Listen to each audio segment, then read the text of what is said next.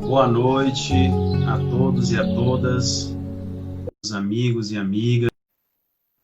Mais uma vez estamos aqui para realizar uma tarefa doutrinária e agradecemos a oportunidade, agradecemos a Elizabeth pelo tema tão relevante que nos foi proposto, e nós queremos também vindas a todos os irmãos que estão aqui, irmãs, Ivana, Glauco, Anísia, Beth. Queremos também a casa, a Lúcia Valuar, Luiz, Maitê, as nossas amigas Mirilene e Alcisa Daltro. Um beijo no coração. Estamos hoje sob a inspiração divina dos bons amigos que nos prepararam para este momento e que possamos também transmitir uma mensagem de consolo para todos aí ouvindo e nos assistindo. O tema desta noite, como já foi visto, é bem-aventurados os que têm puro o coração. É uma das bem-aventuranças que Jesus nos trouxe no Sermão do Monte, quando falou para tantos que ali estavam esperados, esperança, sem qualquer expectativa, mas que, ao ouvir palavras tão belas, dotadas de sentimentos, são as suas caminhadas. E assim, até hoje, muitos de nós também se alimentam que o Cristo nos trouxe, e boa vontade.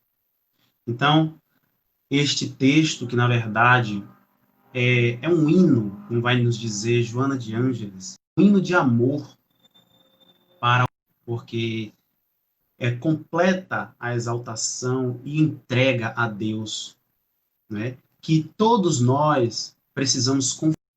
E é claro que o benfeitor já demonstrava isso naqueles momentos que ele viveu aqui na Terra e que deu o seu exemplo para todos nós. É possível, sim, viver diante dos obstáculos, superando todos eles, vivendo mesmo diante dos sofrimentos, das angústias, porque tudo isso vai passar.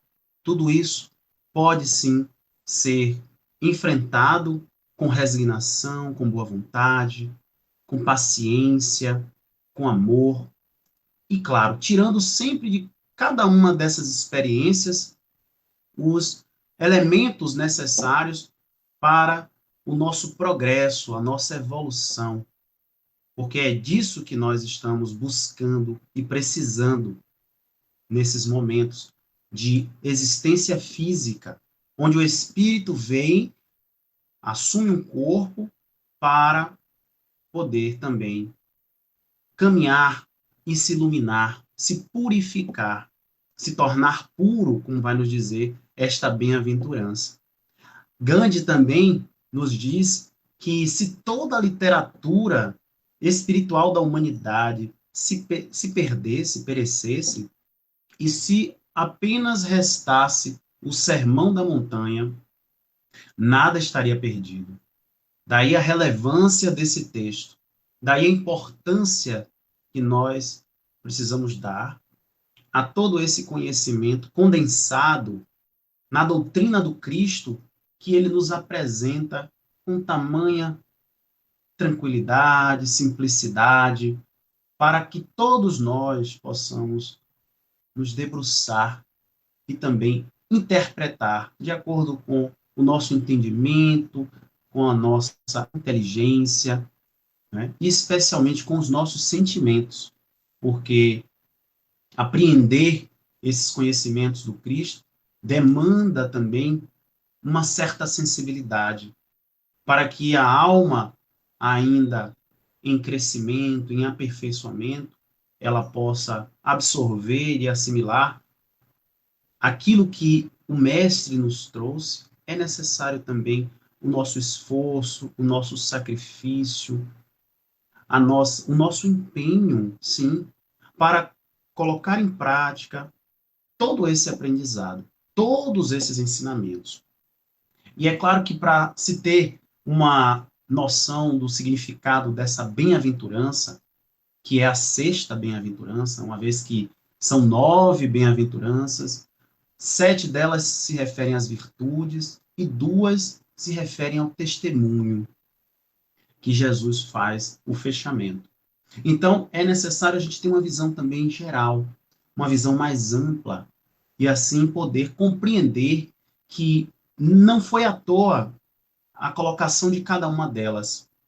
Existe ali uma ordem, existe ali degraus que devem ser vencidos, né, por cada um de nós, para se chegar à próxima e assim sucessivamente, até a última delas, que é claro, aquele que alcançar este último degrau já adquiriu toda a bagagem, todo o conhecimento anterior.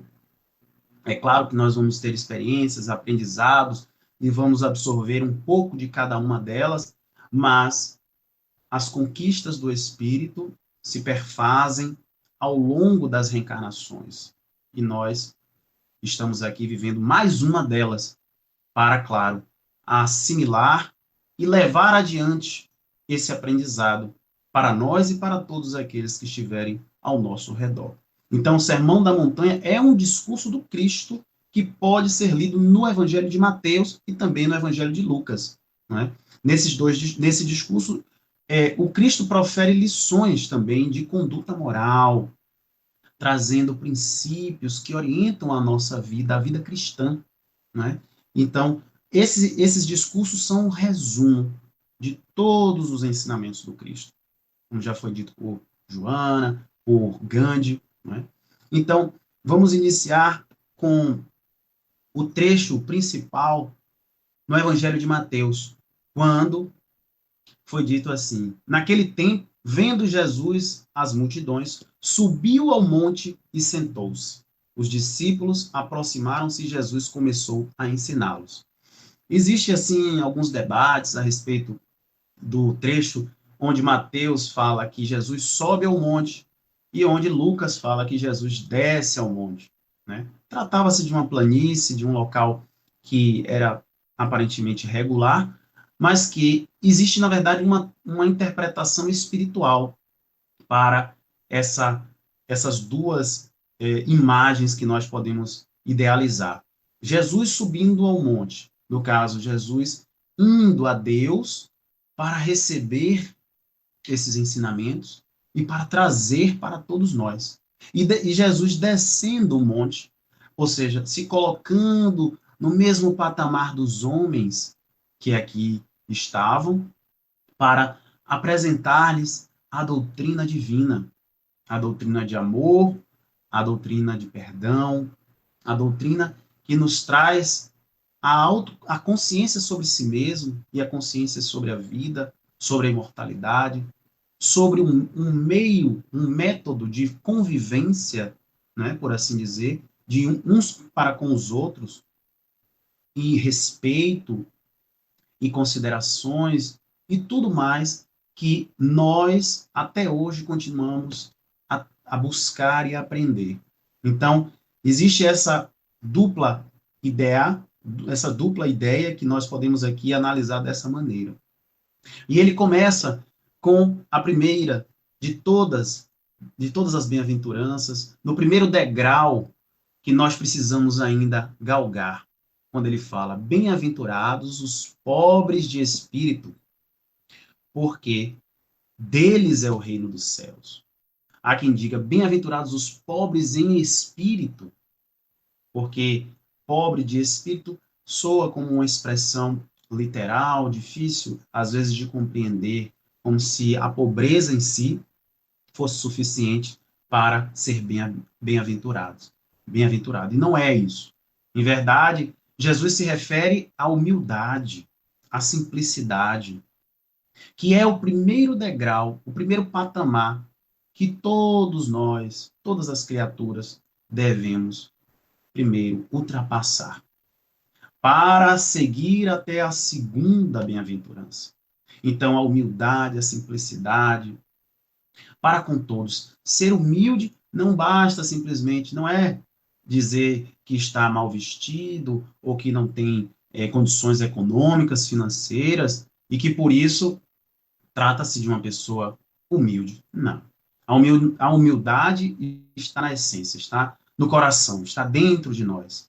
É um ato, é uma forma de ser, é uma postura, é uma conduta que todos nós ainda precisamos exercitar, né? Embora muitas vezes já coloquemos em prática, mas por vezes nos vemos também cometendo equívocos, né, em relação a essa expressão da humildade e da simplicidade.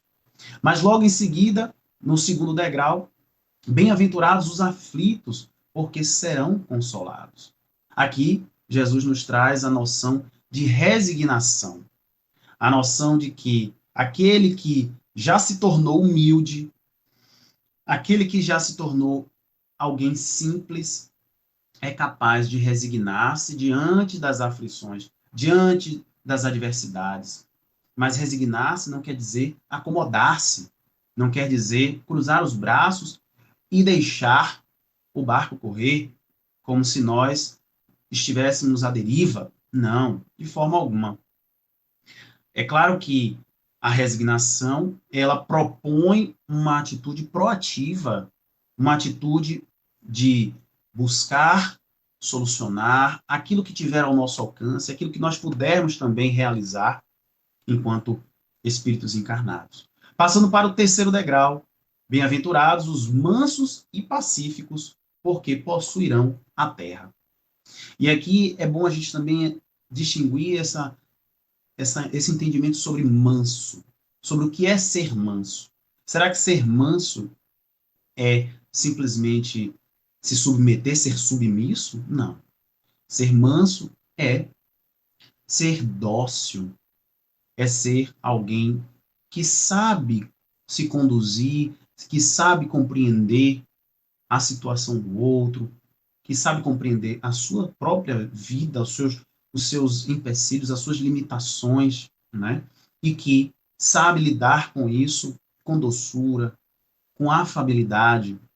Enquanto que ser pacífico, também existe uma diferença entre ser pacífico e ser pacificador, que é a sétima bem-aventurança. Estamos na terceira, no terceiro nível, no terceiro degrau.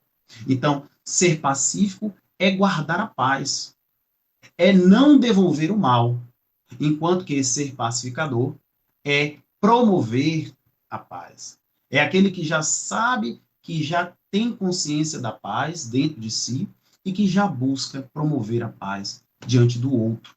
É aquele que já não devolve, é aquele que já não devolve o mal, mas pelo contrário, devolve o mal com o bem. Então, através de uma atitude de de pacifista, de alguém que busca harmonizar, equilibrar, conciliar, ele já se torna um pacificador. É o que nós vamos ver mais adiante. E é claro que ser manso e pacífico é também demonstrar que nem sempre nós podemos resolver os problemas da nossa forma, mas sim como tem que ser resolvido, porque não está em nossas mãos, pode não estar em nossas mãos, e nisso nós sabemos que existe a mão divina que comanda a vida e que lidera tudo e todos aqui neste mundo, mas sabe também que temos o livre-arbítrio, que temos a capacidade de decidir, de agir, mas aqueles que são mansos e pacíficos, lembra-se sempre de que Deus está à frente de tudo. Logo em seguida, no quarto nível, teremos bem-aventurados os que têm fome e sede de justiça, porque serão saciados. Mas aqui não vamos entender justiça como sendo alguém com o pensamento de fazer ao outro algum mal ou de prejudicar porque foi prejudicado. Mas sim justiça no sentido de igualdade, de tratar os iguais de forma igual e os desiguais de forma desigual. Não é? Porque é diferente do justo. O justo é diferente do justiceiro.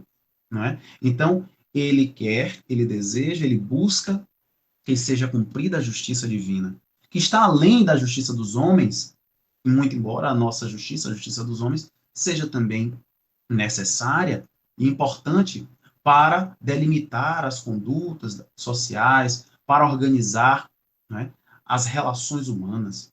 Então, o que Jesus pretendia com essa bem-aventurança era dizer que Deus quer a morte do pecado e não do pecador.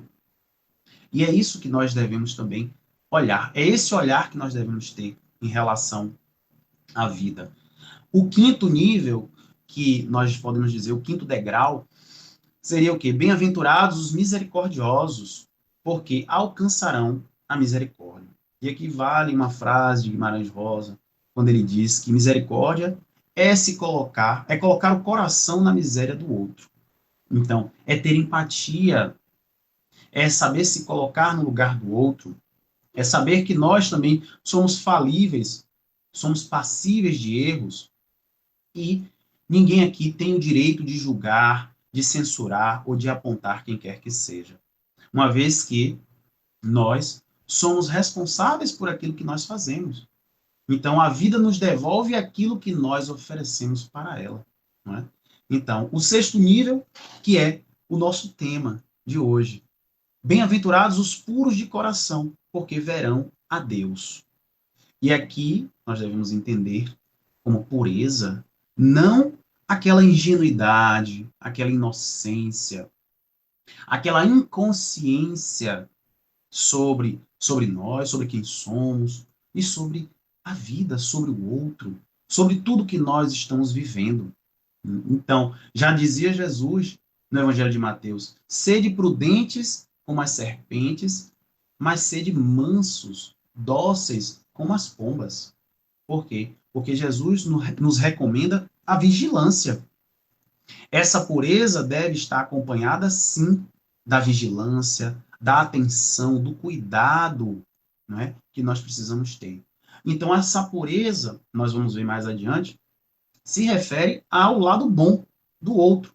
E nós precisamos ver em tudo. Então, ser bom no sentido de buscar o que é bom no outro, o que existe de melhor. Porque todos nós sempre teremos algo de bom para oferecer, para a vida, para o outro, para o mundo. Então, não existe ninguém no universo que não possa fazer algo de positivo, algo de benéfico. É claro que vai depender também da nossa vontade, vai depender também do nosso interesse, do nosso desejo. E, por fim, a sétima bem-aventurança, no que se refere às virtudes, quando Jesus diz: bem-aventurados os pacificadores, porque serão chamados filhos de Deus. Então, ser pacificador é promover a paz, como nós já ouvimos. É promover a paz. Não é, e ter paz, essa paz não é ausência de conflitos, como muitos de nós às vezes imaginamos. A ausência de conflitos é praticamente impossível no mundo em que nós vivemos. Nós vivemos num mundo de provas e expiações, onde as provas são os testes, as experiências que os espíritos precisam enfrentar para se redimirem também dos erros do pretérito. Não é? E as expiações são também as imposições necessárias das leis divinas, as quais foram violadas e que nós também temos a necessidade de nos reajustar. Então, ser pacificador é ter consciência de que nós podemos sim promover a paz, podemos sim promover o bem para todos, mas enfrentando as dificuldades com resignação, com docilidade, com harmonia, com equilíbrio. E por último, e na oitava posição, que são as outras duas últimas que nós comentamos sobre os testemunhos, Jesus se refere àqueles bem-aventurados que são perseguidos por causa da justiça, porque deles é o reino dos céus. E na nona, bem-aventurados sois vós, quando vos injuriarem e perseguirem, e mentindo, disserem todo tipo de mal contra vós, por causa de mim. Então, nós vemos aqui esse tratado de amor que Jesus nos trouxe para que pudéssemos nos conduzir da melhor forma possível, para nos colocar diante dos obstáculos da vida, diante dos testes que são inúmeros, de uma maneira mais consciente, de uma maneira mais harmonizada e sintonizada com Deus. Porque ser bem-aventurado é ser perseverante, é ser aquele que busca o seu aperfeiçoamento, como vai nos dizer a bem-aventurança daqueles que têm puro o coração. Então, quando Jesus se refere a essa pureza, ele não ele vai, na verdade, de encontro àquele entendimento que os homens religiosos da época tinham a respeito de pureza, de limpeza, porque eles se referiam aos aspectos externos, aos aspectos que são visíveis aos olhos, mas não acerca do coração, do sentimento, das suas almas, daquilo que realmente serve como essência para o espírito. Então, esses aspectos externos, a exemplo do que ele conta na parábola do bom samaritano, quando aquele sacerdote, aquele levita passam afastado ao largo daquele homem caído no chão. Existe também ali esse aspecto da pureza, da limpeza. Eles voltavam das suas peregrinações e estavam, por assim dizer, limpos. Limpos porque eles fizeram o jejum, porque eles fizeram todos os procedimentos, os rituais, e eles não queriam encostar naquele homem, porque eles não sabiam quem era aquele homem. Né? Se aquele homem era um gentio, se aquele homem era um homem impuro. Então Jesus vem trazer a visão mais ampliada sobre o que significa pureza de alma, sobre o que significa limpar o coração. Quando ele diz, não é o que entra pela boca do homem que o enlameia, que o prejudica, mas sim aquilo que sai da boca do homem. Então, aqueles homens estavam acostumados a rituais, a aspectos externos, a aparência, quando em verdade Jesus vai trazer para nós o entendimento da essência, do significado de lavar as mãos, quando a religião judaica se refere a essa atitude como sendo algo de limpeza íntima, interna, mas não quer, mas com certeza está em conflito, em atrito com aquilo que Jesus nos ensinou. Não quer dizer que lavando as mãos eu me torno uma pessoa pura, mas sim limpar o coração. Mas o que significa limpar o coração? É retirar a maldade, é retirar o orgulho, o egoísmo. Quando Jesus mostra também que é ver no outro aquilo que há de bom. A exemplo do que ele fez com relação à escolha dos seus apóstolos. Dos seus apóstolos, teve um que lhe traiu, o outro lhe negou, os demais fugiram, o abandonaram. E mesmo assim, Jesus via em cada um deles algo de bom, algo de positivo, algo que até à vista da maioria das pessoas seria impossível reconhecer. Mas ali ele viu em cada um desses homens aquele germe, aquela semente que viria a germinar, que viria a brotar, a dar flores e frutos saborosos e perfumados. E é isso que Jesus também se refere a todos nós. Quando nós precisamos buscar esta pureza de coração. É poder ver naquele que erra, naquele que cometeu algum crime, algum equívoco diante de nós, que possamos também aprender a perdoá-lo, aprender a ver nele algo que muitos ainda não conseguem ver. Mas é claro que isso vai esperar de nós também uma, uma abertura dos nossos sentimentos.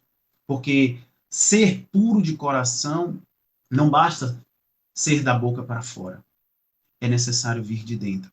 É necessário que a gente também compreenda que essa bondade está intrínseca em nós. Somos filhos de Deus. Fomos criados para o bem. Todos nós temos essas potências e capacidades. E assim como Jesus fala que essa pureza ela é inseparável também da humildade e da simplicidade. Porque que adianta dizer ao outro que o perdoa, que vê nele potenciais e criticá-lo, e julgá-lo, e censurá-lo? Nada disso vai a favor daquilo que o Cristo nos ensina. Nada disso vai nos mostrar realmente essa pureza, porque nós somos espíritos milenares. Nós já tivemos diversas e diversas existências onde fizemos muita coisa. Hoje estamos aqui sobrevivendo àquilo tudo que nós já fizemos, tendo uma nova oportunidade, tendo uma nova chance de buscar em nós aquilo que há de bom. Porque é isso que Cristo vê, que o Cristo vê em todos aqueles com quem ele se relaciona. Assim foi com relação a Paulo, que era Saulo, aquele perseguidor de cristãos, aquele homem que matou tantos homens e tantas mulheres. E ali, Jesus vê nele essa semente, esse germe, que viria a desabrochar no futuro como o maior divulgador do cristianismo, como alguém que dedicou metade da sua vida a, a essa bondade, a essa pureza, a buscar divulgar os ensinamentos do Cristo. E assim, ele vai traçando toda o seu entendimento sobre o que é pureza, o que é vir a ser puro de coração. Quando também no Evangelho ele diz assim: deixai vir a mim as criancinhas. Quando ele se refere à criança, ele se refere a um emblema de pureza, de simplicidade, de ingenuidade. Mas é claro, num sentido amplo, porque as crianças representam isso. É diferente daquele que já amadureceu, que já se tornou adulto, que já se assenhoreou do seu espírito e que já reproduz também atitudes e pensamentos do passado e que, é claro, buscar ver na criança essa pureza é uma forma também de buscar dentro de nós, limpar dentro de nós o nosso coração, limpar aquilo tudo que ainda guardamos de mazelas, é garimpar em meio à lama, à destruição, ao caos, a tudo que nós podemos enfrentar na vida, diante das dificuldades, que aquilo que nós enxergamos ainda como ruim e ver aspectos positivos e ver que todos nós somos sim capazes de superar, né? É o que nós estamos vivendo hoje. E aqui é importante falar sobre o significado da pandemia, né? De que muita gente percebe como se fosse algo destruidor, algo negativo, mas que tem um impacto extremamente positivo para a humanidade. E terá, com certeza, mais adiante. Porque notar que dentro desse caos, dentro dessa suposta desorganização, nós temos o comando divino que orquestra a todos nós, a todos os movimentos, demonstrando que nós temos sim condições de vencer, de tirar disso aí, de extrair de todas essas dificuldades algo de bom. Assim como o lírio que nasce no pântano, no meio da lama, com apenas alguns raios de luz, tudo isso faz crer em nós que essa pureza, que essa busca pelo entendimento dos ensinamentos do Cristo nos dá, sim, essa força, essa capacidade que está em nós. E é claro que essas criancinhas também representam a infância espiritual. Representam todos aqueles que Jesus acolhera naquele momento no monte, quando ele disse: Vinde a mim, todos vós, né? Então, ele nos coloca que esses espíritos ainda inferiores, espíritos ainda sofridos, viciosos, espíritos que ainda trazem a ignorância, né, em seus corações, também serão acolhidos, também poderão ver a Deus, né? Então, ver a Deus é no sentido de buscar essa limpeza, dessa adaptação que nós todos podemos ter em relação às nossas vidas. Às vezes nos queixamos, eu não tenho a vida que eu quero, eu não aceito a vida que eu tenho. E é essa dificuldade de ver e perceber também que nós estamos no lugar certo, ao lado das pessoas certas e no momento certo.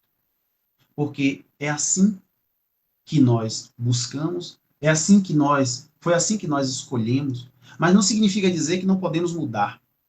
Tudo isso pode ser modificado, tudo isso pode ser alterado de acordo com a nossa vontade. Então, é muito comum também nós ouvirmos hoje em dia, aliás, já há algum tempo, as pessoas dizerem, as pessoas se queixarem e até mesmo desistirem de serem boas, né? Porque ser bom não traz benefício. Ser bom não realmente é proveitoso, né? Então nós vivemos num mundo onde o egoísmo contaminou os corações, né? Ainda muito mais do que qualquer outra pandemia. Na verdade, a epidemia do egoísmo, do orgulho, da vaidade, que é muito mais avassaladora e destruidora do que qualquer outra pandemia biológica, de vírus, bactérias, enfim, do que quer que seja. Porque a impressão que nós temos é de que ser honesto, de que ser bom, de que fazer o bem, de que respeitar as leis, né, e as pessoas virou sinônimo de tolice, de ingenuidade, né, de inocência, né, de que todos nós estamos sendo, às vezes, enganados. Né? E aqui fica o testemunho do Cristo, quando ele, o tempo inteiro, incentivava e estimulava a todos aqueles espíritos imperfeitos que o circulavam, que estavam ao seu redor, demonstrando para nós que não precisa julgar, apontar, censurar, seja quem for. Sejamos indulgentes, nos coloquemos no lugar do outro, sejamos aquele que não vê o defeito alheio, para que este irmão, mesmo a gente tendo consciência disso, ele possa também se redimir um dia, através dos exemplos, porque assim Jesus o fez, através dos seus exemplos, inúmeros ensinamentos que ele trouxe. E aqueles irmãos e irmãs procuraram também se corrigir, procuraram rever as suas ações, os seus pensamentos, aquilo tudo que eles haviam feito e procuraram também se redimir.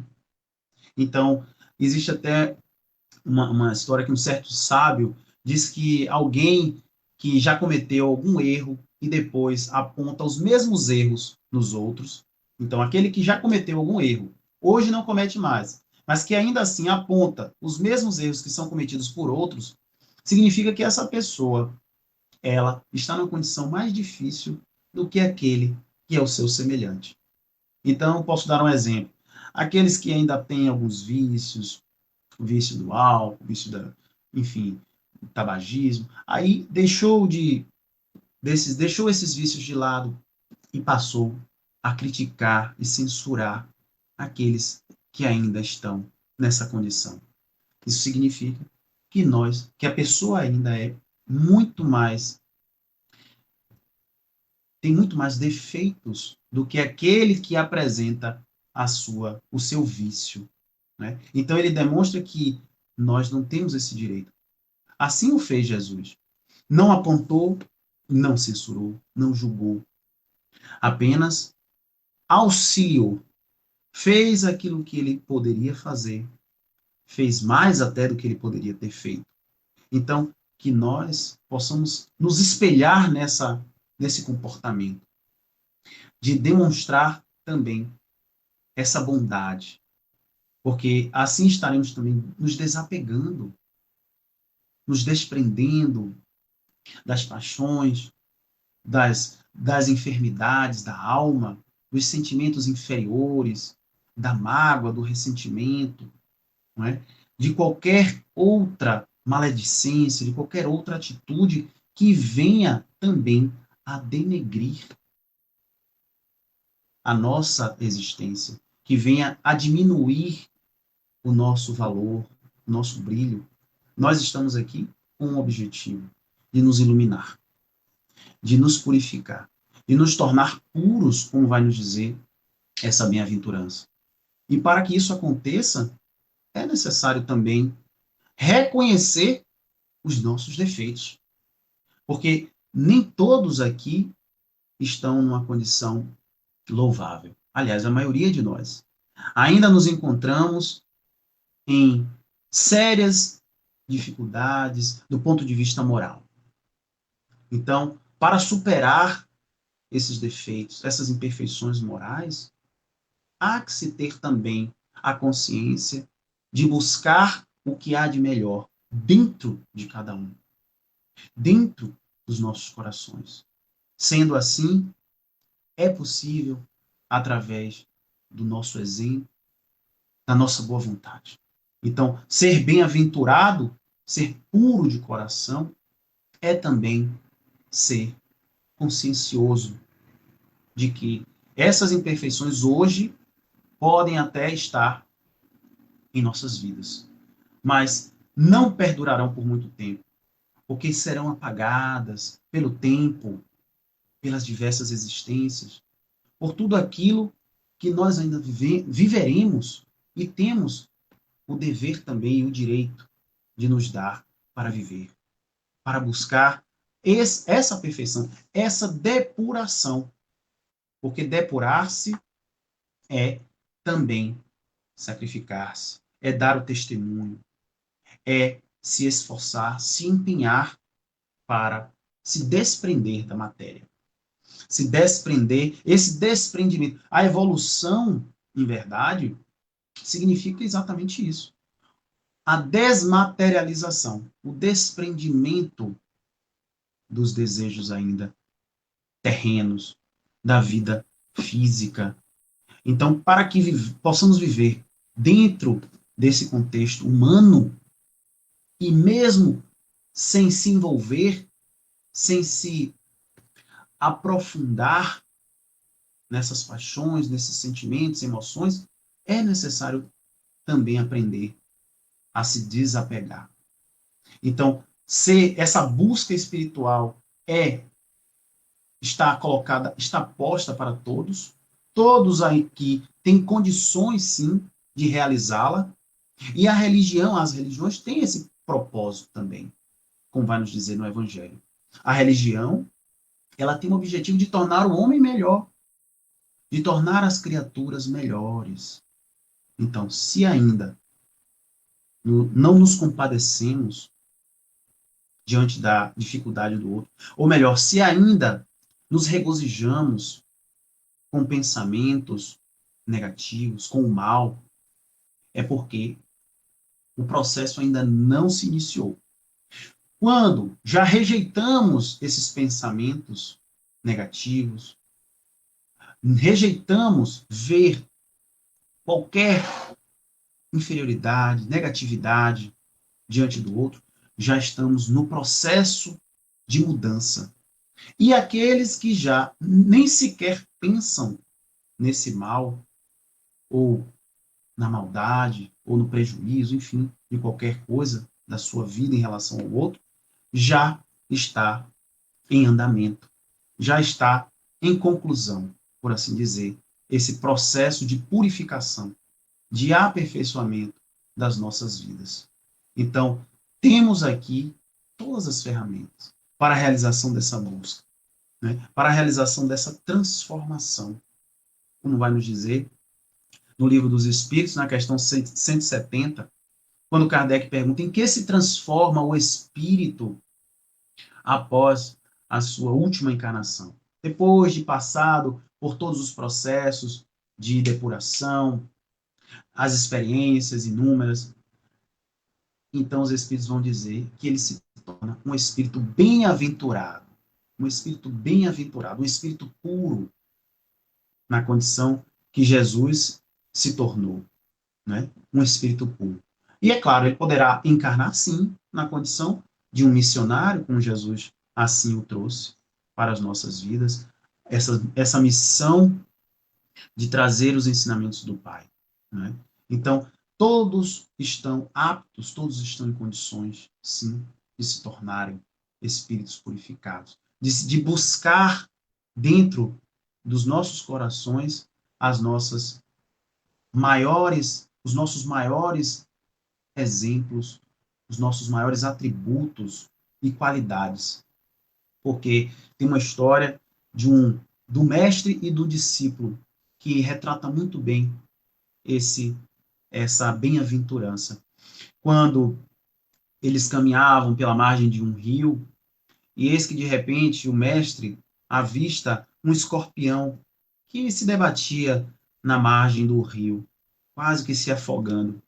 Então o mestre coloca suas mãos e retira aquele escorpião da margem e coloca ele no local seco. E assim que ele termina de colocar no chão, esse escorpião acaba por picar o dedo, a mão do mestre. E o discípulo disse: Mas, mestre, será que o senhor não sabia que é da natureza do escorpião picar a todos aqueles que se aproximem ou que lhe ameacem? Porque ele encara você como uma ameaça.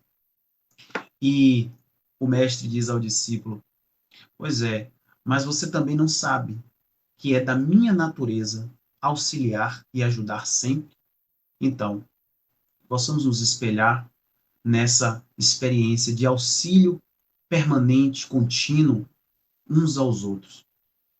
Jamais nos negar diante das necessidades, diante das aflições alheias, porque seremos sempre conduzidos para momentos onde possamos dar também o melhor de nós e que não percamos essa oportunidade, porque nós somos criados por Deus e nós temos como nossa essência, como nossa natureza, a natureza divina, que é de ser bom, de fazer o bem, de praticar a bondade, de praticar o amor uns para com os outros e jamais guardar em nossos corações o ódio, a mágoa, o rancor, o ressentimento ou qualquer imperfeição, porque todas elas, como já dissemos, serão substituídas, serão suprimidas um dia por todas as qualidades e atributos que nosso mestre nos ensina